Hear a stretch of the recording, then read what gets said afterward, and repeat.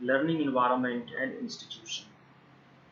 The methods of teaching क्या है, higher education के जो संस्थाएं हैं, teacher centred versus learner centred methods, offline versus online methods. आजकल सरकार की तरफ से स्वयं, मूक, स्वयं प्रभा, इस तरह के तमाम नए एक्सपेरिमेंट किए जा रहे हैं, और ये सब क्या है, इसका उद्देश्य क्या है, इन सब चीज़ों की चर्चा हम लोग करेंगे।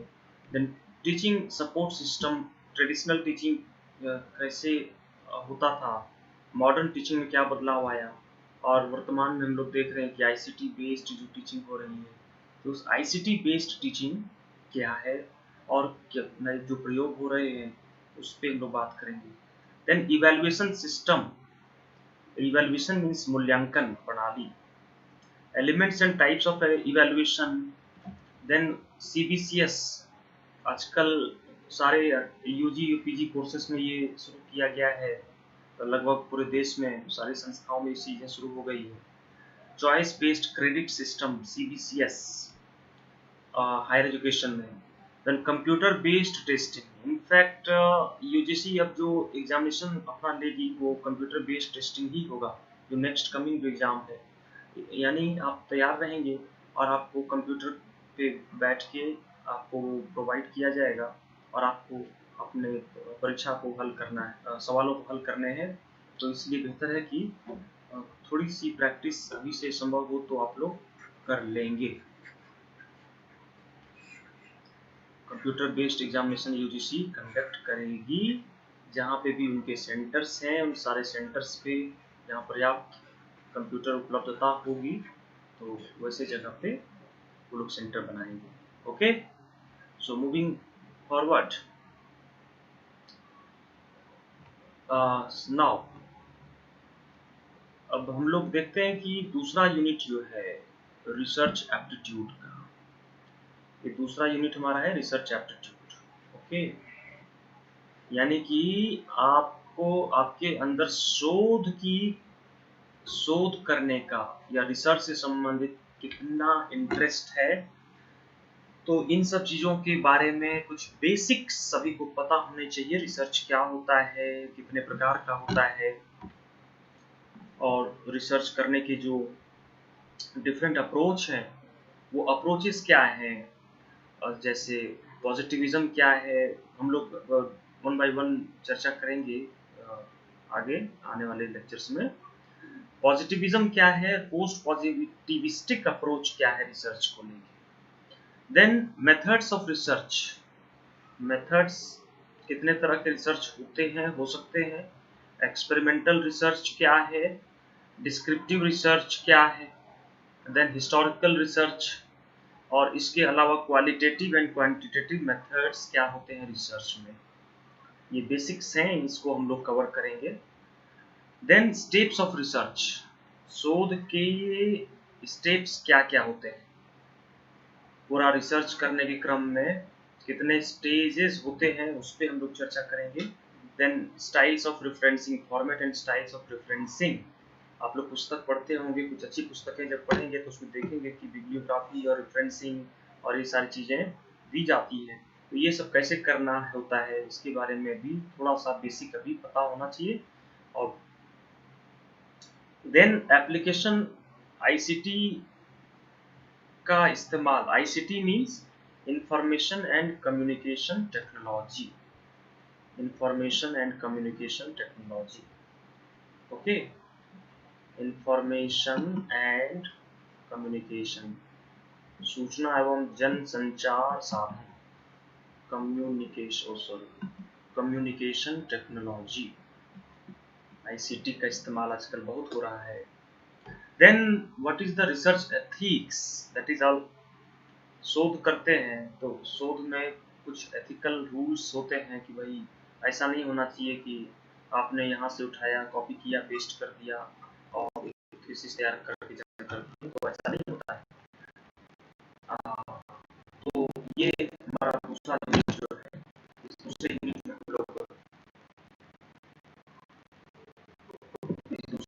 हम लोग रिसर्च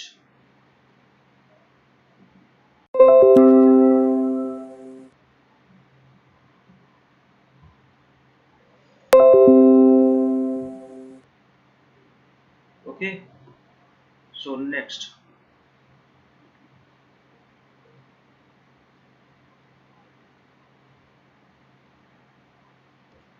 हम लोग बढ़ते हैं। हमारा तीसरा जो यूनिट है वो कॉम्प्रिहेंशन का यूनिट है। कॉम्प्रिहेंशन मतलब कि आपको एक पैसेज दिया जाएगा, आपको पैसेज के हिसाब से आपको कुछ सवाल रहेंगे। तो इसका मतलब ये होता है कि सभी लोग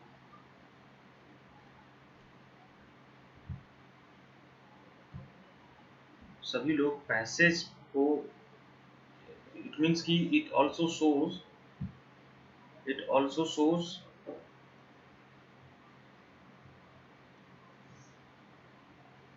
दैट कोई भी एक टीचर बनना चाहता है तो पैसेजेस, इट मीन्स कि रीडिंग हैबिट आपकी थोड़ी सी अच्छी रहे। और ये बहुत टफ नहीं होगा, बहुत ही आसान रहेगा। उस पैसेजेस आसान रहते हैं, लेकिन वो भी वही लोग कर पाएंगे जिनको हिंदी और अंग्रेजी में कुछ साहित्य, कुछ टेक्स्ट बुक्स वगैरह वो रेगुलर पढ़ते हो, न्यूज़पेपर थोड़ा बहुत वो देखते रहे, तो ऐसे लोगों के लिए होता है। देन यूनिट 4 हमारा है communication.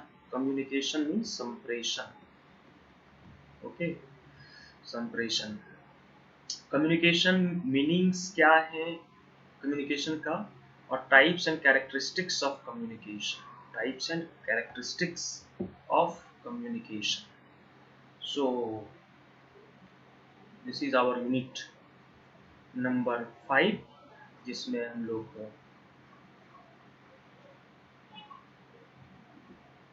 Okay guys. Then effective communication क्या है? प्रभावी संप्रेषण। इसमें verbal and non verbal, intercultural and group communications, group communication, then classroom communication, ये सब भी के बारे में हम लोग थोड़ा बहुत जानेंगे। इसके अलावा बैरियर्स टू इफेक्टिव कम्युनिकेशन, प्रभावी संप्रेषण में जो बाधाएं हैं, तो कौन सी बाधाएं हैं? Barriers to effective communication. Okay, then mass media and society, mass media and society. So this is our unit number 4. Then we will see this unit number 5 is also there. Unit number 5, ये mathematical reasoning और aptitude थोड़ा बहुत रहेगा, basic जैसे reasoning, number series, letter series, codes, relationships, ये थोड़ा बहुत practice से ये सब चीज़ें डेवलप करनी पड़ेंगी। और ये मैथमेटिकल एप्टीट्यूड, जिसमें ये सब कुछ टॉपिक्स मेंशन किया गया है, fraction, time and distance, ratio, ये बहुत आपको एसएससी या फिर जो एसएससी परीक्षाएं होती हैं या बैंक पीओ वगैरह की परीक्षा होती है उस स्तर का नहीं रहेगा। ये एक इसका स्टैंडर्ड बहुत ही हाई स्टैंडर्ड नहीं होता है, क्योंकि टीचर्स, नेट की परीक्षा में टीचर से उम्मीद नहीं की जाती कि वो बहुत बड़ा मैथमेटिशियन रहे या ऐसा कुछ हो, तो बहुत घबराने की इसमें कोई बात नहीं है। देन हमारे पास यूनिट नंबर 6, यूनिट नंबर 6 है। यूनिट 6 में logical reasoning, understanding the structure of arguments, understanding the structure of arguments. Then arguments means बहस, आर्गुमेंट का फॉर्म्स क्या होता है, structure of categorical propositions, mood and figure, formal and informal fallacies, use of language, भाषा का इस्तेमाल, और ये इस तरह से हम लोग लॉजिकल रीजनिंग से संबंधित कुछ सवाल रहेंगे। और इसमें इंडियन लॉजिक पे कुछ बेसिक सवाल पूछे जाते हैं, खासकर तो इंडियन फिलोसॉफिकल स्कूल से संबंधित आजकल देखा जा रहा है कि कुछ सवाल पूछा जा रहा है, तो इसको भी हम लोग अपने आने फर्दर अगले क्लासेस में हम लोग इस पर भी चर्चा करेंगे। प्रमाण क्या है, प्रत्यक्ष, अनुमान, उपमान, शब्द, अर्थपति, अनुपलब्धि, etcetera. Then structure and kinds of अनुमान, व्याप्ति, हेत्वाभासास, एसेट्रा। सो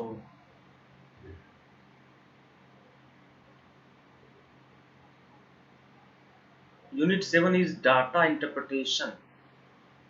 डाटा की व्याख्या कैसे की जाती है, सोर्सेस क्या होते हैं डेटा कलेक्शन के, डेटा कहाँ से पाए, आप रिसर्च करने के क्रम में कहाँ से डेटा लिया जाता है, डेटा को कैसे क्लासिफिकेशन उसका करते हैं, वर्गीकरण करते हैं रिसर्च के क्रम में। देन क्वांटिटेटिव और क्वालिटेटिव, क्वांटिटेटिव मात्रात्मक डेटा और गुणात्मक डेटा क्या होता है, ग्राफिकल रिप्रेजेंटेशन, ये सारी चीज़ें शोध के क्रम में आपको इनके बेसिक्स के बारे में पता होना चाहिए जब भी आप रिसर्च करते हैं।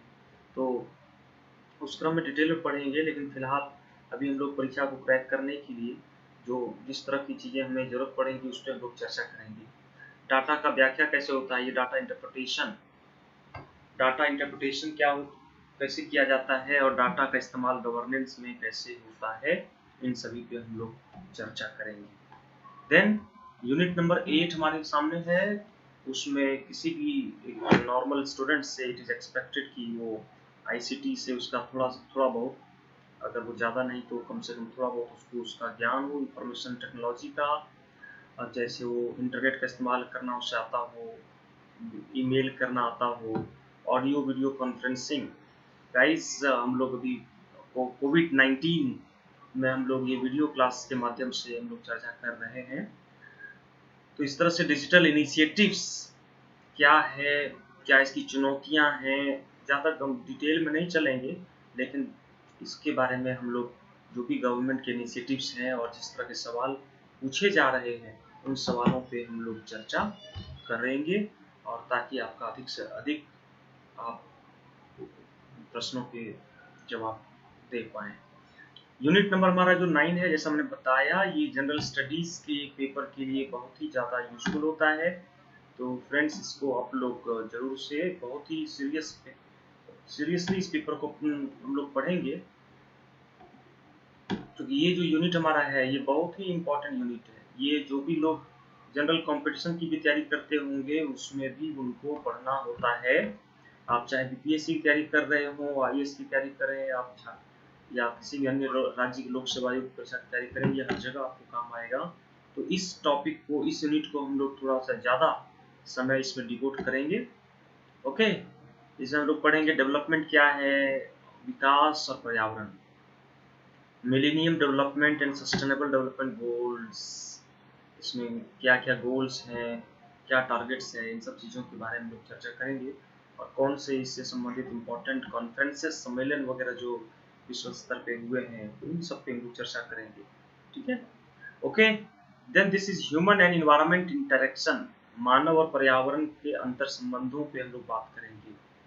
एंथ्रोपोजेनिक एक्टिविटीज, मानव जनित जो एक्टिविटीज हैं जिससे पर्यावरण को नुकसान पहुंच रहा है उस पे हम लोग बात करेंगे। एंथ्रोपोजेनिक, मानव जनित, ओके, मानव जनित। देन इन्वायरमेंटल इश्यूज, पर्यावरण के मुद्दे क्या हैं, लोकल लेवल पे क्या मुद्दा है, रीजनल लेवल पे क्या है, ग्लोबल लेवल पे क्या है, इन चीज़ों पे हम लोग बात करेंगे। Then what is this air pollution क्या होता है, वाटर पॉल्यूशन क्या है, सॉइल पॉल्यूशन पे हम लोग बात करेंगे, नॉइस पॉल्यूशन, ध्वनि प्रदूषण, वेस्ट जो solid waste, liquid, biomedical, hazardous, hazardous means खतरनाक, जो केमिकल्स निकलते हैं, इलेक्ट्रॉनिक से संबंधित। Then climate change, one of the most burning topic है, जलवायु परिवर्तन, इसके बारे में जिक्र करेंगे। Then impacts of pollutants on human health, मानव स्वास्थ्य पे इन प्रदूषकों का क्या प्रभाव पड़ता है उस पर भी बात होगी। The natural and energy resources, प्राकृतिक एवं खनिज संसाधनों पे हम बात करेंगे। फ्रेंड्स मैं बार बार कह रहा हूँ कि ये टॉपिक बहुत ही ज़्यादा ये सारा इम्पोर्टेंट है, और इसको हम लोग बहुत ही डिटेल में हम लोग पढ़ेंगे इसके इन सब चीज़ों के बारे में। तो ये एनर्जी रिसोर्सेज जो संसाधन हैं, solar energy, wind energy, soil, hydro, geothermal, biomass, nuclear energy and forest, जंगल के बारे में भी हम लोग चर्चा करेंगे, इसके डिफरेंट डायमेंशंस पर बात करेंगे। देन प्राकृतिक आपदा, natural disasters and natural hazards, इसके मिटिगेशन, इसको क्या मिटिगेशन के क्या स्ट्रेटजीज हैं, क्या उपाय हैं। Then apart from this, environmental protection act 1986, national action plan on climate change, international agreement जो भी हुए हैं पिछले, खासतौर पे 1970s से अगर हम लोग देखेंगे तब से, इंटरनेशनल एग्रीमेंट्स, एफर्ट्स, उसमें मॉन्ट्रियल प्रोटोकॉल क्या है, रियो सम्मेलन क्या है, कन्वेंशन जो बायोडाइवर्सिटी, जैव विविधता, देन क्योटो प्रोटोकॉल क्या है, पेरिस में जो सम्मेलन हुआ, समझौता हुआ, वो क्या है, देन 2015 से जो इंटरनेशनल सोलर अलायंस जो, तो उस इंटरनेशनल सोलर अलायंस के बारे में हम लोग जिक्र करेंगे।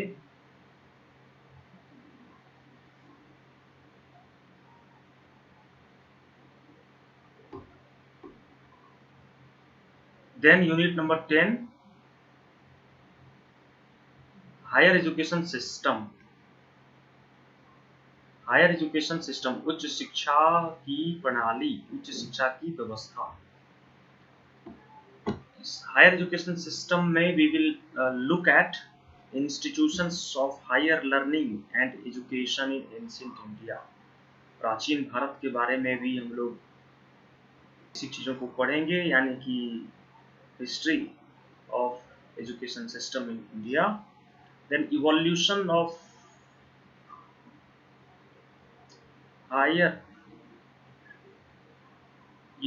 Of higher learning and research in post independence India. उत्तर स्वतंत्र भारत के आजाद होने के बाद उच्च शिक्षा का कैसे विकास हुआ, उस पर हम लोग बात करेंगे। उसके बारे में हम लोग बेसिक चीजों को समझेंगे। ओके,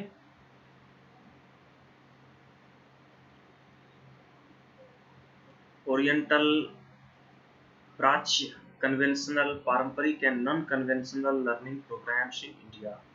देन आजकल प्रोफेशनल एजुकेशन का डेवलपमेंट, टेक्निकल और स्किल बेस्ड एजुकेशन।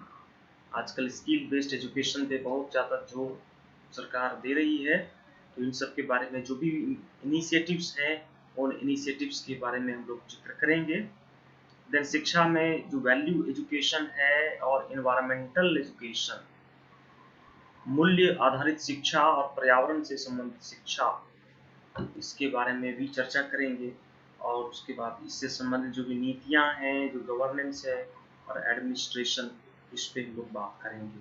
तो ये कुल मिला के 10 यूनिट है, और यूजीसी एनटीए ने ये नोट के तौर पे ये लिखा है कि 10 यूनिट से 5 questions each carrying 2 marks are to be set from each module. Okay, so 5 प्रश्न आपको प्रत्येक यूनिट से पूछे जाएंगे। 5 प्रश्न इंटू 10 यूनिट, मीन्स की टोटल 50 प्रश्न रहेंगे 2 नंबर के। सो इस तरह से आपको 50 प्रश्नों के जवाब देने होते हैं पेपर 1 में। और पेपर 1 में दोस्तों, अगर आप अच्छा स्कोर करते हो तो वैसी स्थिति में आपके लिए ये संभावना बढ़ जाती है कि आप जेआरएफ पहुंच सकें। तो सामान्यतः होता क्या है कि विषय वस्तु में अधिकांश स्टूडेंट्स विषय वस्तु में जो 100 सवाल पूछे जाते हैं पेपर से संबंधित, सब्जेक्ट से संबंधित, तो वो सब्जेक्ट पे बहुत लोग गंभीर स्टडी करते हैं, तो इस 60 से 70 सवाल वो लोग हल कर लेते हैं। लेकिन पेपर 1 में लोग, और पेपर 1 क्वालिफाइंग भी है, इसको भी ध्यान रखेंगे। इट मीन्स कि पेपर 1 में अगर आप 50 में से 40 प्लस करने की स्थिति में अगर हैं, देन आप मान के चलें कि आप एक अच्छी स्थिति, आपका रिजल्ट बहुत ही बेहतर होगा और आप जेआरएफ पा सकते हैं। तो हम लोग अपने क्लास को कंटिन्यू रखेंगे। आप अपने सुझाव, अपने विचार जरूर दें। बाकी हम लोग टेक्निकल जो चीज़ें हैं उसको हम लोग उस प्रॉब्लम को सॉल्व करने की कोशिश कर रहे हैं। आने वाले समय में ये प्रॉब्लम इस तरह से नहीं होगा। तो सब लोग अपना ध्यान रखें, और अगर आपको प्रत्येक दिन अपडेट्स चाहिए तो आप सभी लोग इस चैनल को, मेरे चैनल को सब्सक्राइब करें। और पर डे हम लोग रात को 8 बजे करीब 1 घंटे के लिए हम लोग बैठेंगे, और 1 घंटे में हम लोग यूनिट वाइज हम लोग चर्चा करने का प्रयास करेंगे। और साथ ही साथ हम लोग मैं चाहूँगा कि पॉलिटिकल साइंस अगर बच्चों को, स्टूडेंट्स को अगर रिक्वायरमेंट होगा तो मैं पॉलिटिकल साइंस भी आपको साथ साइमल्टेनियसली एक बैच उसके लिए भी हम लोग शुरू कर सकते हैं। तो इन्हीं शब्दों के साथ आप सभी को मैं आज सभी से विदा लेता हूँ। गुड नाइट दोस्तों, take care and study well, bye bye.